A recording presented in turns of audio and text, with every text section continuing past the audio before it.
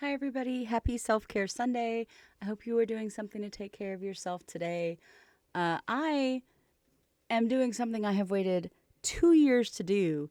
I am testing out P Louise makeup. I know I said I would do P Louise and my TJ Maxx Haul eyeshadow. I'll explain later why I am not doing that eyeshadow. But we are starting out with the Baked Me Bronze set, and this is the Spoiled for Choice cream bronzer in the shade Calm Cashew, which does match my skin a lot more than any other one I have used. But I am the first one to tell you I still need so much practice contouring my face, but I'm getting better. This was the first time I had used like not a stick, but like brushes, and these were not the brushes I thought you should use for contour. I have now learned it is indeed the brushes you should use for contour. But this was a week ago, y'all. I've done a lot of practice over the last week. I did get a little overconfident here and decided that I was going to also dip into the love letters set, and I got the Three Strikes You're Out cream bronzer palette in the shade Love Letters I Wish I Could Take Back. And yeah, I thought, okay, I did the base color that like is actually close to my skin. Let's go in a little darker for some extra. That this is the point where I started thinking maybe that was a mistake, and I started feeling like a chocolate chip cookie. And I definitely looked like a chocolate chip cookie, and I was terrified, and I was expecting to take this entire video and throw it in the trash. And then I added the Love Letters I Wish I Could Take Back blush in this. I don't know what shade this is, but it sure looked like neon pastel pink. And then I really looked like a cartoon character and thought, holy crap, this is too funny not to post. I again, I have only used a little bit of products. I have never used really a blush or a brush to apply cream bronzer or brush, and it's a lot more intense than when you use a beauty blender, and I was terrified. But I'm like, you know what? We're this far in. Let's see how it goes. Let's just add some highlighter and go to town.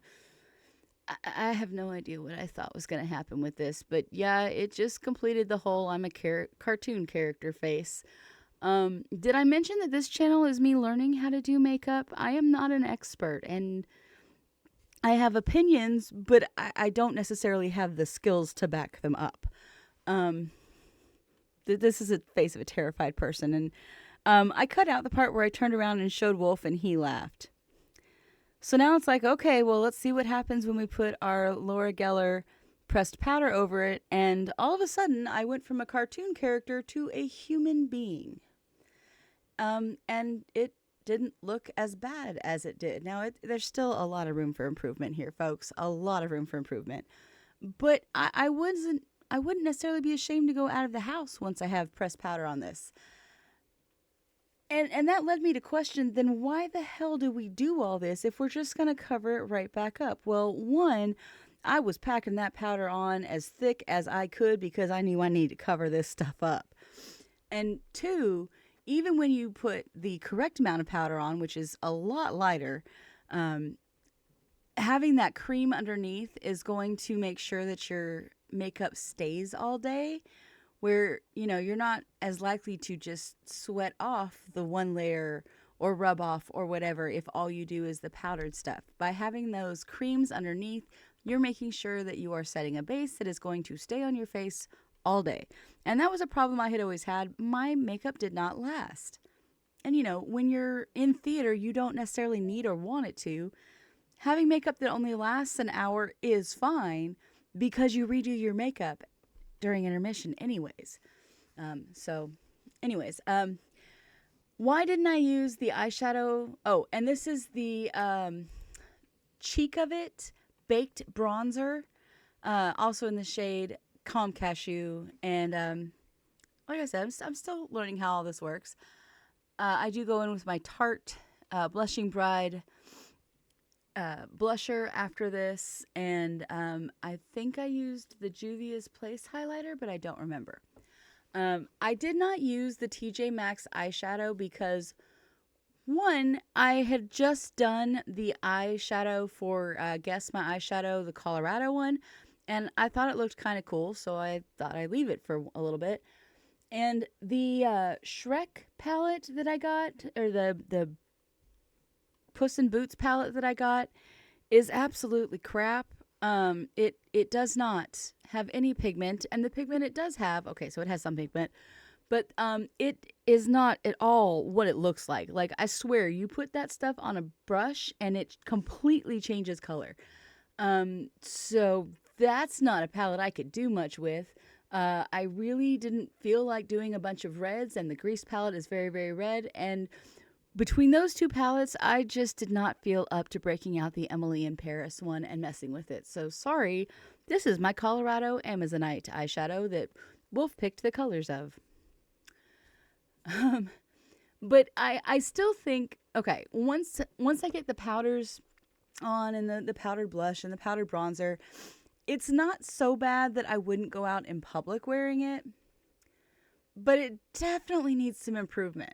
Now, I would say the problems with this makeup are 100% skill problems and 0% P Louise problems.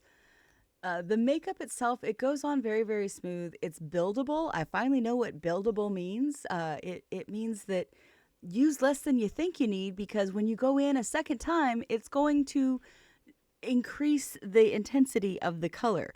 So there's less room for error if you, like, I'm used to when you put e.l.f. stick bronzer or blush on, the more you go in with the brush, the more it takes away.